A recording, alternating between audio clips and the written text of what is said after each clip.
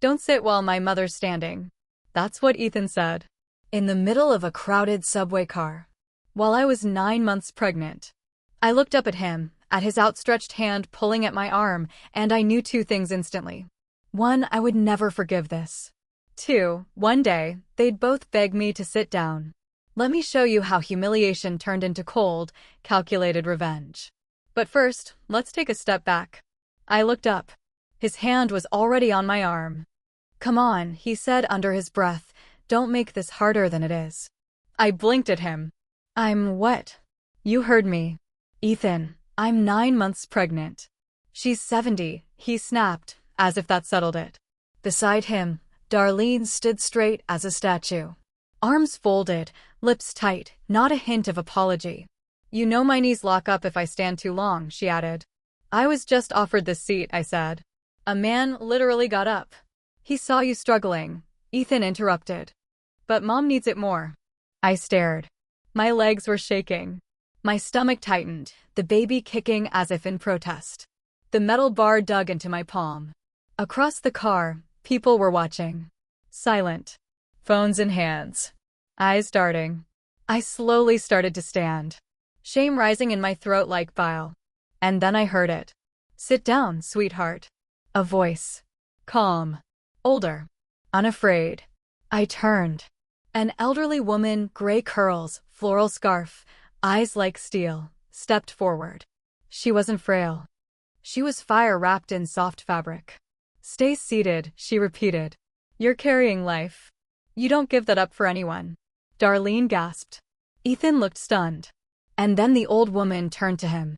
You. Her voice dropped to a whisper only we could hear. God sees everything. She didn't wait for a reply. She just turned, shuffled back to her place by the door, and held the pole with dignity. I sat down slowly. My heart was racing. Darlene muttered, unbelievable, and turned away. Ethan wouldn't look at me. I didn't say a word. But inside, something shifted. I didn't know exactly what I'd do yet, but I knew I would never let this go. 3 months earlier. Do you want me to move in for a while? Darlene had asked, sweetly, over the phone. I can help out. It's just you and Ethan, and that little one's going to need her grandma. She called it helping. I should have known better. By the end of that week, she arrived with 3 hard-shelled suitcases, her own coffee maker, and a printed binder titled, Pregnancy Optimization Phase 3. This will be fun, she beamed. We'll get everything ready. Ethan had grinned, already reaching for her bags. Thanks, Mom. It means a lot. I'd smiled too. What else could I do? It started small. I moved your prenatal vitamins to the cabinet above the fridge, she said one morning. Those ones you had? Full of soy fillers. She threw out my ginger candies. Said they encouraged dependency. When I came home from a doctor's appointment, she was rearranging our pantry. You know, too much processed food isn't great for fetal brain development. I glanced around. Where are my snacks? She didn't pause. Oh, I gave those to the mailman. You didn't need them. The next week, she sat across from me in the waiting room. Why is Dr. Han always late? She muttered. I looked her up. She's 34. Has she even had a baby? She's excellent, I said. And I trust her. Darlene leaned closer. Rachel, listen to me. I know this is your first, but you have to think long term. My generation, we did things differently. We didn't coddle. We didn't Google every twinge. Ethan had joined us by then. Let's not argue, he said. Mom's just trying to help. Every time she undermined me, he offered her grace. Every time I pushed back, I was too sensitive. I caught her reading my journal once. She didn't even look guilty. Just making sure you're not bottling things up, she said. I stared at her. That's private. Well, maybe if you talked more, I wouldn't have to check. Ethan, of course, defended her. She's worried. That's how she shows it. By violating boundaries? He frowned. Don't exaggerate. The living room no longer had my throw pillows. My books had been moved. My framed ultrasound was replaced with a watercolor of a mother deer and her fawn. Less clinical, Darlene said. The day I found her in our bedroom, refolding all my underwear by color code, I didn't speak. I just walked into the bathroom and turned on the shower until the steam erased everything. But not for long. I was keeping track. Every comment. Every rearranged drawer. Every stolen inch of space. I wasn't ready yet. But I would be. And when I was, they wouldn't see it coming. "Where's our marriage certificate?" I called out from the hall closet. Ethan's voice came from the kitchen. "Middle drawer in the cabinet, maybe?" "Why?" "Just organizing stuff," I lied. "I thought I'd put together a binder for baby records." "Don't mess with Mom's boxes," he warned.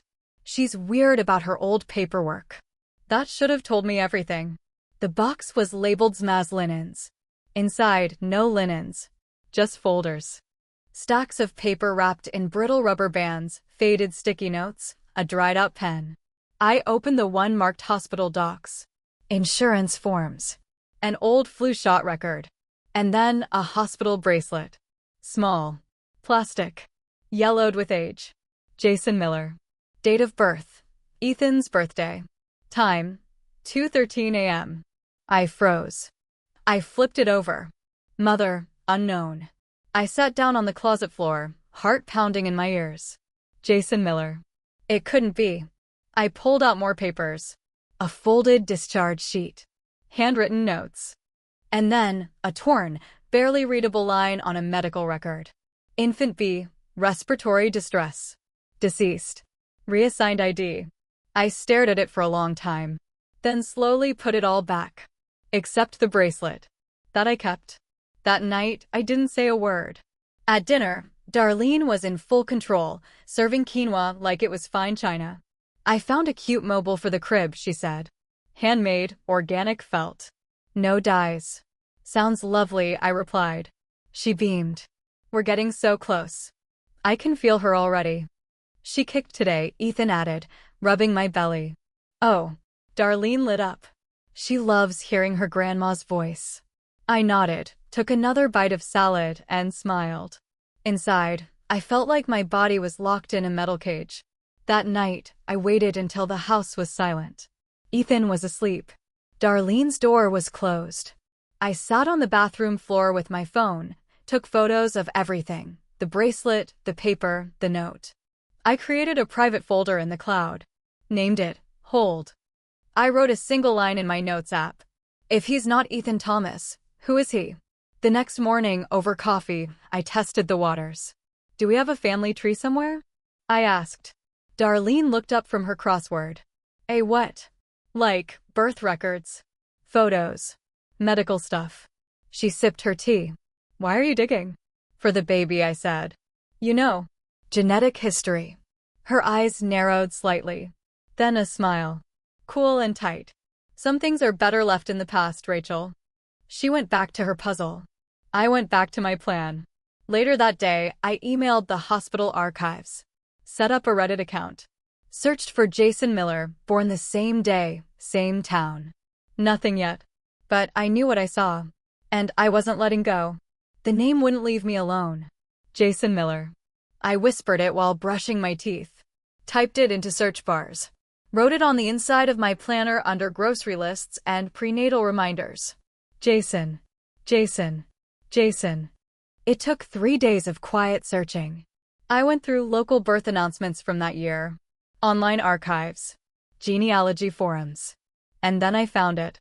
Miller Family Foundation, our story. A photo of a couple smiling, poised.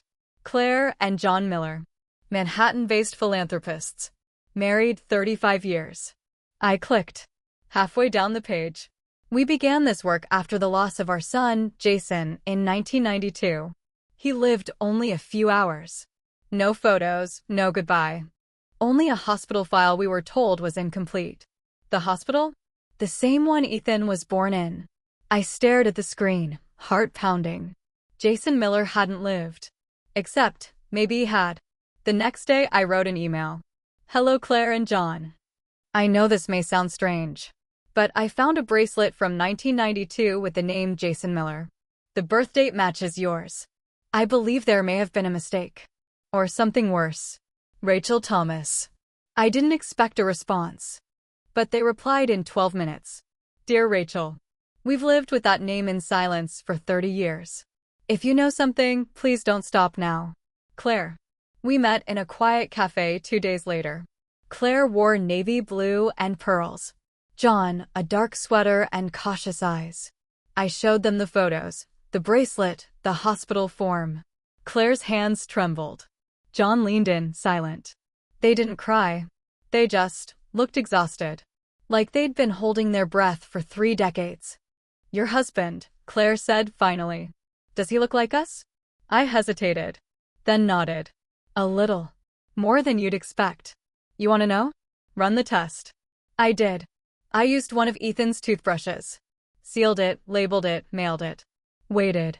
10 days later, the results popped up in my inbox. 99.9% parental match, Claire and John Miller. I stared at the screen. My fingers went cold. My ears buzzed. Ethan, the man I loved, the father of my child, wasn't just raised by a controlling woman. He was taken by her. Stolen. And she built a life around that theft. I didn't cry. I didn't throw anything. I just sat on the edge of the bathtub again, staring at the tiny plastic bracelet in my palm. Jason. Ethan. I thought of his laugh. His dimples. The way he always asked if I needed water before bed. And I thought of Claire. Of 30 years of silence. That night, Ethan brought me tea. You okay? He asked. You're quiet. Just tired, I said. He smiled. Kissed my forehead. Go rest. I'll clean up. I nodded. Watched him disappear down the hall. And I knew. He had no idea. And I couldn't tell him. Not yet. Not until I figured out what it would do to him. Not until I knew how to bring him home, without breaking him first. Let's take a walk, I told Ethan. It was Sunday morning. Bright, too bright. I'd barely slept. He looked suspicious, but not enough to argue. Where? He asked, stretching. Just Prospect Park. It's nice out. You said you needed air. He nodded, half asleep. Sure. Let me grab a hoodie. We walked in silence for 10 minutes. I tried to act natural. But my heart was a drum. They were already waiting, Claire and John, sitting on a bench under the elm trees, pretending to read. Ethan didn't notice them at first. Not until we got closer. Not until Claire stood. And smiled. His steps slowed. Do you know them? He asked. No, I said softly. But you do. He turned to me. What? I stepped aside. Let them face each other. Claire took a step forward. I'm sorry, she said gently. This wasn't how we imagined it. John stood too. Silent. Steady. Ethan looked between them, then back at me. What is this? His voice sharpened. Rachel, they're your parents, I said. Quiet. Steady. Silence. Then laughter. Sharp. Disbelieving. What? I held up my phone, opened the DNA report, showed him. Claire and John Miller. 99.9% match. You're not Ethan Thomas. You're Jason Miller. He stepped back like I'd slapped him. No. That's insane. Claire's eyes glistened. You were taken. From the hospital. We were told you died. Ethan turned to me, pale. You think I believe this? You went behind my back and did a test. I had to, I said. Because your life was built on a lie. He looked down at the report, at the names. And his knees buckled slightly. He sat on the bench. Hands on his face. No. No, no, no. Claire sat beside him but didn't touch. John spoke for the first time. You don't have to believe us now. But we're here. And we've been here for 30 years. Then came the voice that could freeze water. What is going on, Darlene? She stood behind us, jaw tight, hair perfect, rage radiating off her like heat. She must have followed us. Ethan stood slowly. Mom. Darlene's eyes darted to Claire. To John. To me. Who are they? Claire stood too. I'm the woman you stole a baby from. Darlene laughed. High-pitched. Empty. You've lost your mind. I have hospital records. A bracelet. DNA. You took him. I raised him. Darlene snapped. He was left in a bassinet alone. No name. No family. I gave him everything. You stole him, Claire said. I saved him. You weren't even there when he cried. That's not true, John said, quietly. Darlene's voice cracked. You don't get to take him now. I fed him, bathed him, paid for his braces, his college, he's mine. She turned to Ethan. Tell them, baby. Tell them who your real mother is. He looked at her for a long time. And for the first time in my life, I saw it click in his eyes, the pattern. The pressure. The prison. No, he said. Darlene blinked. No, she repeated. You lied to me. My whole life. I protected you. You manipulated me. Controlled me. Made me feel like I owed you for existing. I gave you everything. You took me away from them. Silence. Ethan looked at Claire. At John. Then back at his mother. I want to know them. I have the right to know where I came from. Darlene's face twisted. She turned to me. This is your fault. You poisoned him. I met her eyes calmly. No, I said. I uncovered the truth. You just don't like what it looks like. Later, after Darlene stormed off, Claire reached into her bag. Handed me a plain white envelope. If you ever need to disappear, she said, this is everything you'll need. I opened it at home. Cash. A list of lawyers. A notarized document granting temporary power of attorney. A new ID under a different name. In the corner, a sticky note in Claire's handwriting. For you. In case she ever tries to take more than she already has. The letter arrived by courier. Thick envelope. Embossed seal. Legal weight. John opened it at the kitchen table, hands steady. Claire read it first. Her lips pressed together. Then she whispered. We're doing it. We're really doing it. The next day, they filed an official petition against Darlene Thomas. Charges: kidnapping a minor, falsifying medical records, interfering with parental rights. 31 years after losing their son, Claire and John Miller were taking back their name. I found Ethan on the porch later that evening, sitting with his elbows on his knees, staring out into nothing. You knew, he asked, not looking at me. I helped them file it, I said quietly. But it's not about revenge, Ethan. He nodded slowly. It's about truth. Then silence. The kind that stretches like elastic, tense, ready to snap. That weekend, Claire and John asked us to come over. Just dinner. No pressure. Just be together. When Ethan walked in, Claire froze. She reached up slowly, like she didn't quite believe she was allowed, and touched his face. Oh, she breathed, voice cracking. Oh, John. Look. John stepped forward. His eyes were wet before he said a word. You look like my father, he whispered. Ethan stood there, unmoving. Claire placed a hand on his chest. You came back to us, she said, tears rolling freely. Our boy. Our boy. She hugged him. Awkwardly at first. Then completely.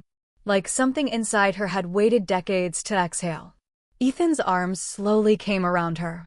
And he started to cry. Not a quiet tear. A full, body-shaking, buried for years kind of cry. I don't remember anything, he said. Not a second. I don't know who I am. Claire pulled back and looked him in the eyes. You're ours. That's who you are. Later that night, he sat with me in the living room. Firelight flickered across his face. I keep thinking, he said, about all the times she said I was special. That I was chosen. He laughed, bitter. She wasn't wrong. But it wasn't love, I said. No, he agreed. It was need. I didn't say anything. Just waited. He turned to me. She'll try to spin it. She'll say she saved me. That I was abandoned. That she did the right thing. She already has, I said. He nodded. She never hit me. Never screamed. But it was always her way. Her voice. Her rules. And I thought it was normal. It's not. I know. He looked at me. Now I know. The following week, Claire and John's lawyer called with an update. The court had approved an evidentiary hearing. Subpoenas were being sent to the hospital, former nurses, even the funeral home that allegedly handled infant B. Darlene said nothing. No calls. No knocks. No letters. She didn't even deny it. Which somehow hurt Ethan more. I handed him a small box that night. Inside, the USB drive. Footage from the subway. Audio clips from her comments over the years. My journal entries. The hospital bracelet. Just in case, I said. He didn't ask why I kept it all. He just nodded. A few nights later, Ethan asked to see Claire and John again alone. They sat on the back patio for over an hour. No one knows what was said. But when he came home, he looked lighter, tired, but whole. He came up behind me while I folded baby clothes. I always knew I didn't belong to her, he said. I turned, surprised. He smiled, soft, real. But now I know who I do belong to. Courtroom 4B was quiet like a church. Even the floor creaked softly, as if afraid to interrupt. Claire sat on one side of the aisle, hands folded tightly in her lap. John beside her, jaw clenched. I sat with them. Ethan entered alone. No tie, just a clean shirt and eyes that hadn't slept. Then the doors opened again. Darlene. Sharp gray suit. Pale lipstick. Pearl earrings. She walked in like it was a charity gala. Her attorney trailed behind her, slick and underpaid looking. She didn't glance at us. Just straight to her chair. The judge entered. MS. Darlene Thomas, you stand accused of unlawful abduction of a minor, falsification of legal records, and obstruction of familial rights.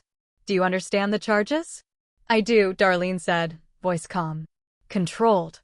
Smiling slightly. You may begin. Her lawyer launched into a performance. Your Honor, my client is not a criminal. She is a mother. A woman who raised a child abandoned in a hospital. No family. No name. No future. She gave him all three. Darlene sat like a statue. MS. Thomas saved that child. She loved him. She educated him. She kept him safe. Safe? Ethan looked down at his lap. Then it was Claire's turn. Her voice cracked on the first sentence. I gave birth to my son on April 9, 1992. His name was Jason. I never saw his face. They told me he died. I left the hospital with a pamphlet and an empty car seat. She passed the DNA results to the clerk. 30 years later, I found him. The room held its breath. Ethan stood. He walked to the witness box. Slowly. The judge asked, state your name. He paused. Then said, Jason Ethan Miller. Claire covered her mouth. I was raised by Darlene Thomas. She told me my father abandoned me. That no one else wanted me. That I owed her everything. His voice didn't shake. It rang. She lied. Then the judge leaned forward. Any additional witnesses? Claire's lawyer stood. Yes, Your Honor. 1. A wheelchair rolled in from the back. An older woman. Gray hair, thick glasses. I'm Margaret Feldman, she said. I was a nurse. Maternity ward. 1992. Everyone turned. I remember her. She pointed at Darlene. She was everywhere. Meddling. Watching. Too close to the bassinets. I was the one who filled out the death paperwork. But I never saw the body. She looked down. I wanted to speak back then. But I was afraid. We were told not to ask questions. Her voice grew firmer. I stayed quiet for 30 years. I won't anymore. The judge took a moment. Then delivered the verdict. The court also recognizes Claire and John Miller as the biological parents of Jason Ethan Miller.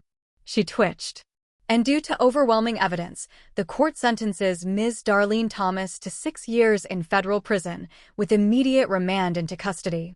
And that's when she cracked. No. No. No. She shot to her feet. Screamed. You don't understand. I saved him. I was his mother. He was mine. Security stepped forward. You can't do this to me. She shrieked. Claire didn't want him. She left. I did what I had to. She turned to Ethan. Tell them, baby. Tell them I was good to you. I loved you. Ethan stood still. Silent. Darlene sobbed. Fell to her knees. Tried to crawl toward him. I fed you. I taught you to walk. To read. I held your hand when you were sick. He looked at her with hollow eyes. I remember, he said quietly. And now, he added, I remember who I am. 2 officers lifted her gently. She didn't fight. Just cried. As they led her out, she whispered, I was all he had. And for the first time, she looked small. So very, very small. He was born on a rainy Thursday morning. No drama. No shouting. No Darlene. Just the steady rhythm of a heart monitor, Ethan holding my hand, and the sound of our son's first breath. He was small. Warm. Loud. They laid him on my chest, and he immediately went quiet, blinking up at me with dark eyes that looked impossibly familiar. Ethan laughed through tears. "He's got your stubborn expression already." The nurse smiled. "That's a good thing. Stubborn babies grow strong." Claire arrived 10 minutes later. She didn't ask permission. She didn't knock. She walked in like she belonged because she did. She stood at the edge of the hospital bed, hands clasped tightly in front of her. "I didn't know if I was allowed," she said softly. I nodded. "You are." She took one step forward, then another. When she reached us, she didn't look at me. She looked at the baby. "My God," she whispered. Her voice broke. "I never thought I'd get to see this day." John came in quietly behind her, carrying a bouquet that was too big for the room. "Sorry," he said sheepishly. I got excited. He saw the baby and stopped mid-step. "Is that him?" Ethan smiled. "Meet your grandson." Claire gasped, a sound too full for such a small room. "Our grandson." She touched the baby's hand, then turned to me. "You didn't just give me back my son," she said. "You gave us a grandchild. You gave us a future we stopped dreaming about years ago." She sat carefully on the edge of the bed, her eyes never leaving mine. "Rachel, you're part of this family. Not just by marriage. Not just by accident. But because you made us whole again." I swallowed hard. "Thank you," I whispered. But she shook her head. "No, thank you." A month later, we moved into the house. Not a mansion, but beautiful. White porch. Big kitchen. A yard that caught sunlight just right in the mornings. A gift from Claire and John. "You'll need the space," Claire said. "And we need an excuse to visit." They refused to call it repayment. But I knew what it meant. It was healing. In bricks and walls. We painted the baby's room yellow. Not a pale, safe yellow. A golden, honeyed yellow, the color of hope and warmth and second chances. We bought a rocking chair. Ethan hung stars from the ceiling. "I used to stare at blank walls," he said, holding the drill. "Now I want him to look up and see wonder." A week after moving in, we sat on the porch together, Claire, John, Ethan, the baby, and me. John bounced his grandson gently in his lap. Claire sipped tea and said, "You know, we always imagined our family looking different. But I think this was what it was meant to be. Not perfect, but real." Ethan reached for my hand. "We're Millers now," he said. I looked at him. "You sure?" He smiled. "I've never been more sure of anything." And so we stayed.